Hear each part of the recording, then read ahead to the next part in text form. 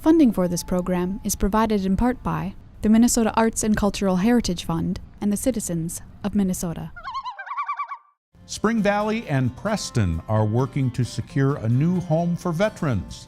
Laura Helle talks about the accomplishments of the Austin Area Commission for the Arts. And did you know Steele County was in the spotlight of a hotly contested patent suit that went all the way to the Supreme Court? It's all just ahead on Cue.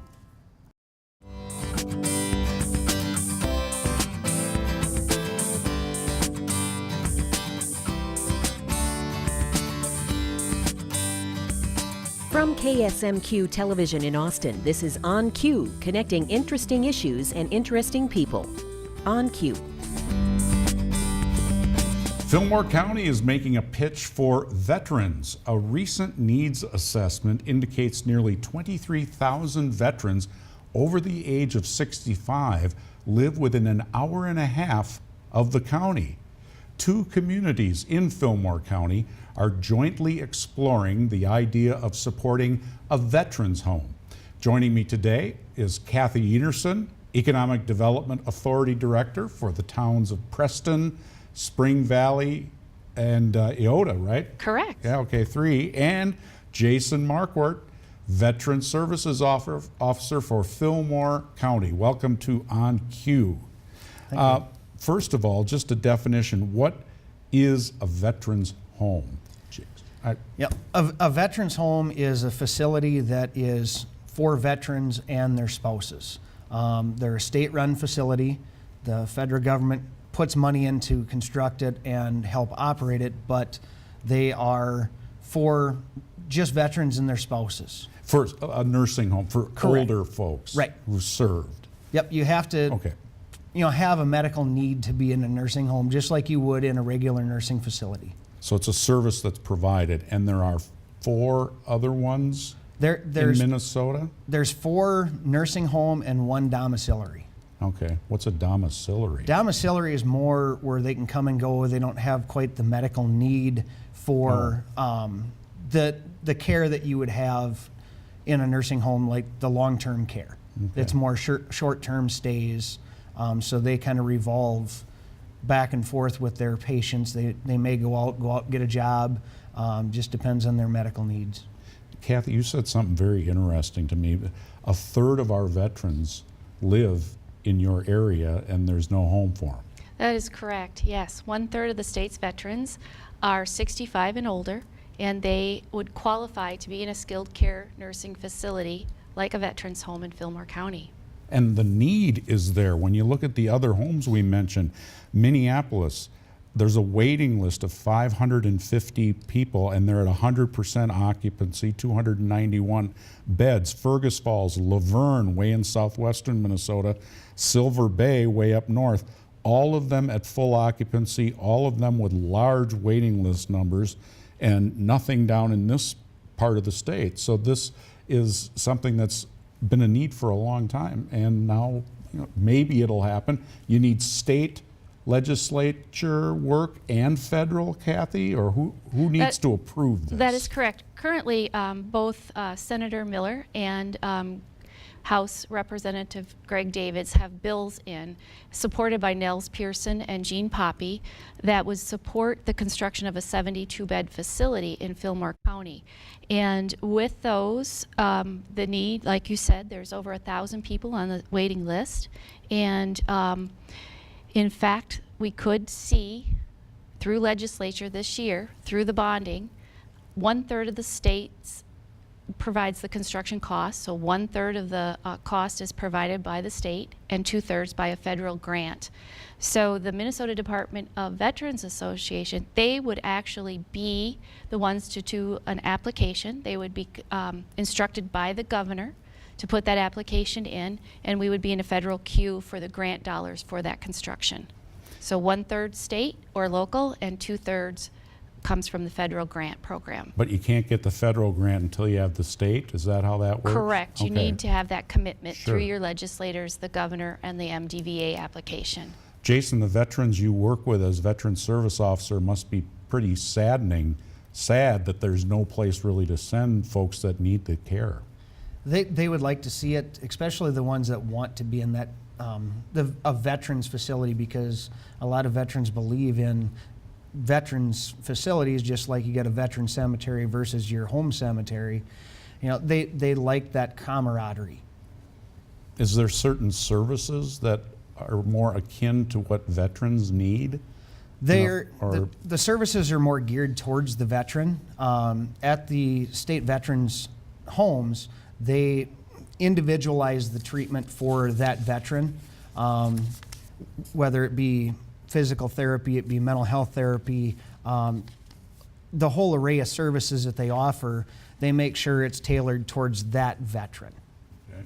We're talking with Kathy Enerson, Economic Development Authority Director, Preston and Spring Valley in Owatonna, and Jason Marquardt, Veteran Service Officer, Fillmore County.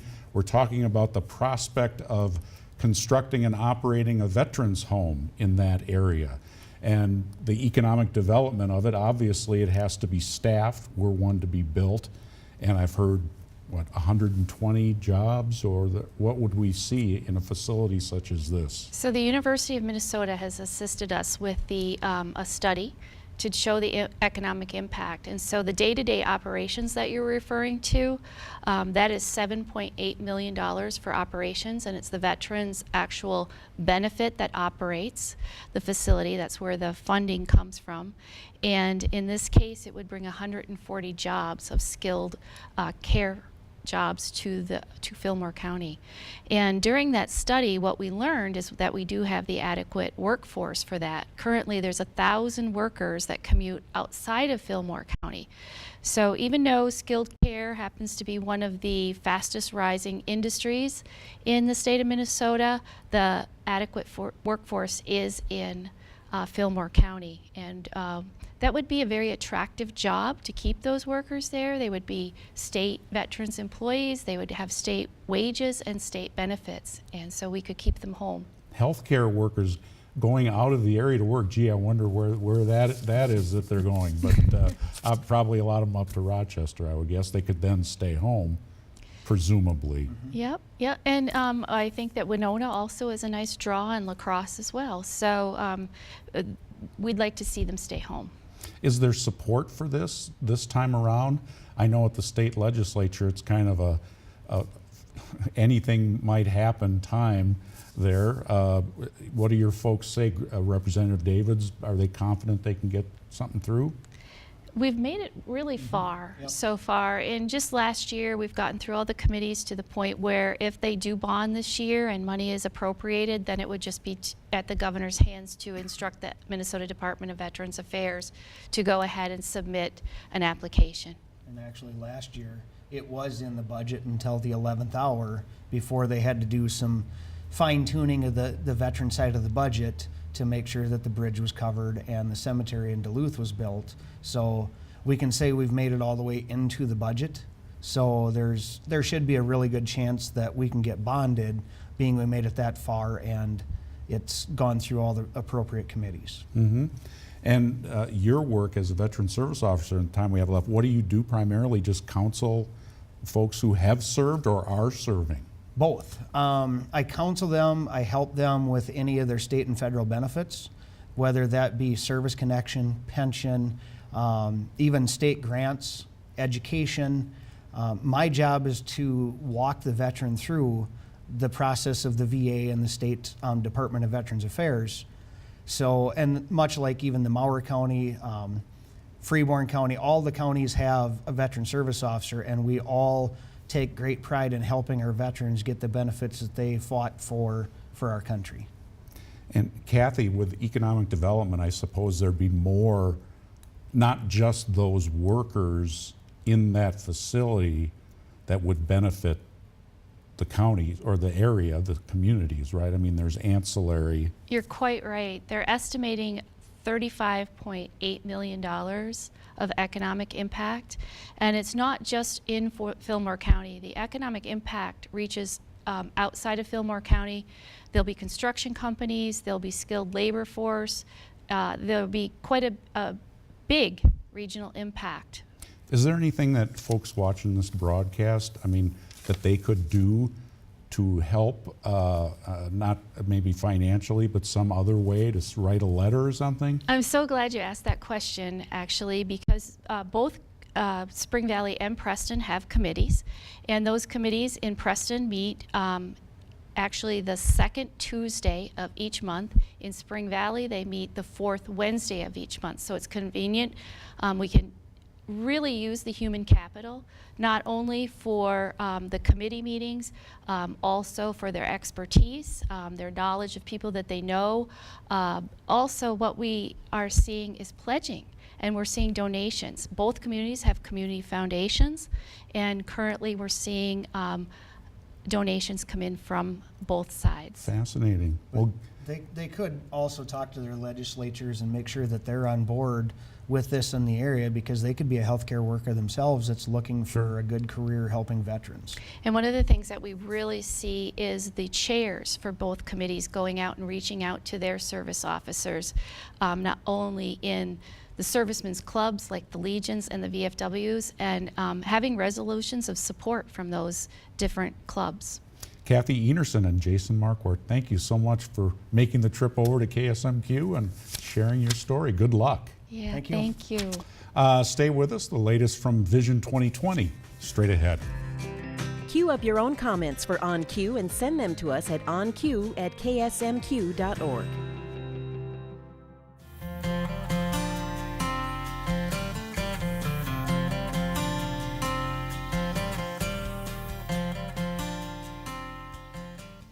Welcome back to On Cue. We're here on location at the Austin Artwork Center talking with leaders who are making a difference in our community. Vision 2020 began 5 years ago with a simple goal: to make Austin a better place to live, work, and play for everyone by the year 2020. I'm joined today by Laura Helle, who is the Executive Director of the Austin Area Commission for the Arts, and also the former Director of Vision 2020. So thanks for being here, Laura. You bet, my pleasure. Yeah. So why don't you give us a little sense of the history behind the Artwork Center and its to Vision 2020, and why we as a community should care about the arts. Absolutely. So the Austin Area Commission for the Arts is actually an umbrella over 3 different program areas. Our program areas are the Paramount Theater, the Austin Artworks Festival, and the Artworks Center. And all 3 of those developed out of volunteer passion in the community. And so the Paramount Theater happened to develop about 25 years ago with some volunteers buying the vacant theater and turning it into a performing arts center. And our most recent program is this building where we are, the Austin Artwork Center. And that came about with some Vision 2020 ties to Destination Downtown.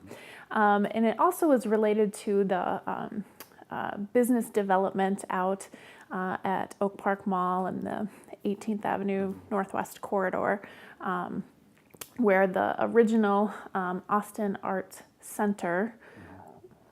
Area Art Center was losing their physical space at the Oak Park Mall, and were able to merge in and come under the umbrella of the Austin Area Commission for the Arts and participate in building this space, which we use for education.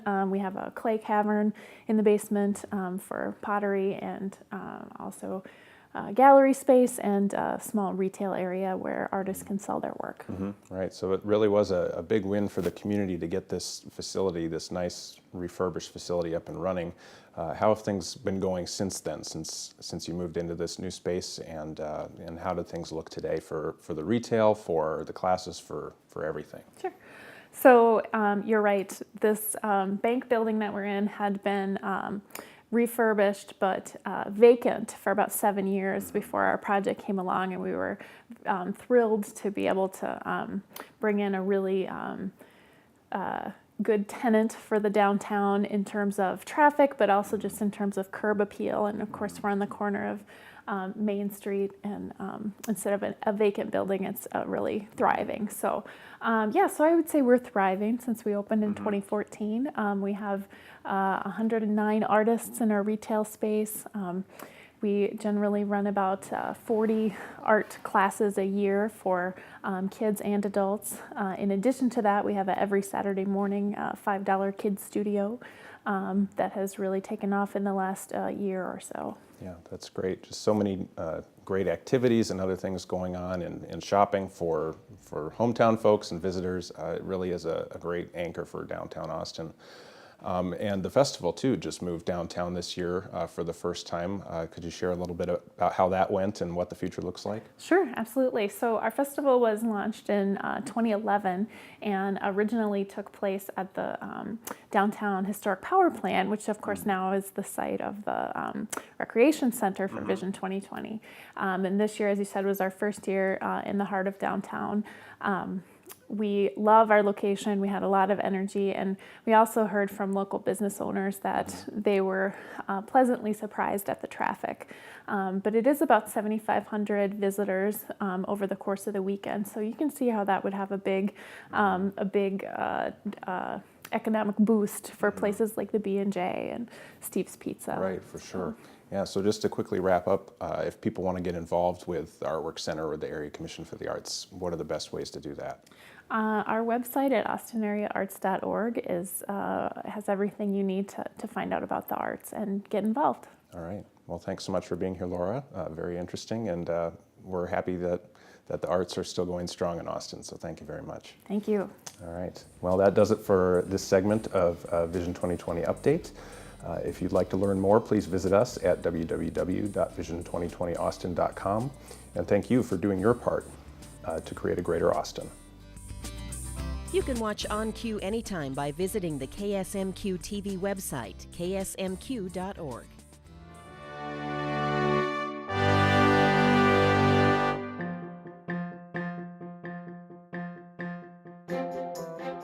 Displayed in Owatonna's Village of Yesteryear is the patent model of the Disbrow butter churn that created a hotly contested patent suit, continuing from 1893 to 1912, culminating in a ruling by the U.S. Supreme Court. It pitted the inventors against the manufacturer and put another local churn manufacturer out of business. Events began following the Disbrow churn's invention by Reuben Disbrow and Darius Payne of Mankato, patent number 490105. The two entered into an agreement October 2, 1893, assigning Owatonna Manufacturing Company, OMC, exclusive rights to manufacture and sell the churn and any improvements throughout the United States. The Disbrow was a significant improvement in butter processing, being the first machine to successfully churn, wash, salt, and work the butter until ready for packaging. Demand by creameries was instantaneous. Not long after, Disbrow and Payne formed their own company, manufacturing a later patented winter churn. This model sold through another sales agent. OMC took exception to the new churn, citing patent infringement based on the 1893 contract, and began litigation. OMC's suit finally was upheld by the Supreme Court. But by 1912, the technology was outdated, and OMC quit manufacturing the churn. If we can fit all this history into 2 minutes, just imagine what you can learn by visiting the exhibits at the Steele County Historical Society, where our mission is preserving and sharing history today for tomorrow. Jerry Gerton was the longtime director of Riverland Community College's theater program. In this Cities on the Move episode from back in 2009, we find out what made him so passionate about teaching theater. And as a bonus segment, Cities on the Move went ghost hunting at Austin High School. I hope you enjoy our look back into the KSMQ archives. My name is Jerry Gerton, and I'm the director of theater at Riverland Community College. I grew up on a farm near Grand Meadow, and I first remember getting interested in acting when my brother and sister, who were older than I am, were in high school, and I was their little brother, of course. Walking down, we had this long driveway, and I remember walking down the driveway, and I would carry their script, and they would be memorizing the lines from like their senior and junior class plays. And so I would be memorizing all these other lines because, you know, little kids, it's like, you just remember them. So I think that was probably my first contact, because I would think, gosh, I think I want to do something like that when I get to be in high school. My first play was when I was a fall of my sophomore year in high school, and it was Tios of the August Moon. and Joan Swain was the director. I was kind of hooked right from the beginning at that point. I went to Austin State Junior College and worked with Frank Bridges. I was a student there, and then went on to Southwest State, and I just kept doing it and started directing in high school, and it's kind of been my passion and my hobby, has been my career, and can't ask for better than that. I think one of the reasons I enjoy working with students in educational theater the most is that you have a whole range of talent and experience. In every play, there will be the student that has never been in a play before, and it gets the idea that, well, I think I'd like to try that. And then you also have students that have been in maybe just a plethora of plays in high school and have a good amount of experience. But basically, they're all kind of rookies, kind of novices going into the college scene. So that's why I really like educational theater. It's such a challenge to put this all together. It's so hard to tell what your favorite style is when you're doing it. I always tell people that my favorite one is the show I'm working on right now. I have perhaps a little more passion for big musicals because I like taking it from chaos of a cast of 40, 50, or 60 to an organized, smoothly kind of running machine. I really enjoy that challenge. An interesting part of being in the theater is being part of the community. Fine arts contributes to the health of the city in so many ways. By providing a cultural experience right in Austin, or Albert Lee, or Owatonna, or Blooming Prairie, or wherever it is. And I think a healthy community will be a community that has all kinds of variety. I love being part of theater because you start out with a script. You have this book, and the book says there are 22 people in the play, and it takes place here, and it does this, and you have to have an orchestra and a set, and so you go to work at it with my tech director, Brad Weber, and costumer, Kay Perry, and musical director, Scott Blankenbaker, and we go through all of this, and in a matter of 5, 6, 7 weeks, it's all there. There are audience members applauding, and then in a matter of nights it's over, it's done, you tear it down, you throw it away, and you pick up another book and say, okay, what can we do with this? And I think that's what I enjoy about it so much. Ghost hunting has recently gained new interest as television shows such as Ghost Hunter prowl around suspected haunted sites across the country. The Community Learning Center in Austin, Minnesota took note and offered a ghost hunting class of their own. Members of TIPS Minnesota, the Investigative Paranormal Society of Minnesota, were on hand to describe what makes a ghost, and how you can find one. Terry Wormiger from the Community Learning Center explains why they offered such an unusual class. We first got the idea from I've just been watching kind of to see what is the trend, what's on TV, what seems to be something that people really are interested in. And despite some initial ribbing from her coworkers about this unconventional subject, the class turned out to be quite popular. My coworkers were not as enthusiastic or appreciative of this idea, I think. They really, thought I had maybe gone off the deep end a little bit. I mean, they teased me a lot, and then when registrations started coming in and didn't stop coming in, even today we had calls, they really had to say they were sorry, and I like that. Once participants arrived at class, Nick Larson, founder of TIPS Minnesota, and his team reviewed what constitutes a ghost and how you find one. They stumbled onto the hobby one Hallows Eve. It started in Halloween 2007, where it was just me and my friends, and we decided just to do a ghost hunt because it's Halloween. And we took some cameras out there, looked over the evidence, and we actually captured stuff to our surprise. And we tried it again, and we got more stuff, and that's when we decided, okay, let's keep doing this and make a group out of it. We've captured ghost apparitions on photo. We've had several of those pictures. Audio clips, or as we call it, EVP, electronic voice phenomena. We've captured orbs floating in video. We've also captured an apparition of a woman walking in a basement and looked like she was actually standing right there. The equipment required for ghost hunting is really quite straightforward. The equipment is actually really simple. It could be a digital camcorder, audio recorder, things that you'd normally buy at a department store or electronics store. Nick has noticed that oftentimes a hunt is fairly routine. It's only afterwards, upon review of the collected data, does he discover more than meets the eye. Usually when we do an investigation, about 99% of the time, nothing scary will happen while doing the investigation. It's not until after you go over the evidence that, you know, there was a ghost right in front of you as you took a picture. But then there's that 1% that things will just happen, and so I don't get too scared, but you know, the most unusual would be, first one was a photograph we captured in a farm, was an actual 8-year-old little girl sitting in the window. And that made the hairs on her neck stand up. The other one was a place we investigated, a house, and that 1% of things that happened there. Doors were opening and shutting, blinds were moving, and we actually have a video clip that we'll be showing the class of that place. So those are the two things that have surprised me or shocked me. I'm Eric Olson. Thanks for watching. See you next time on Q.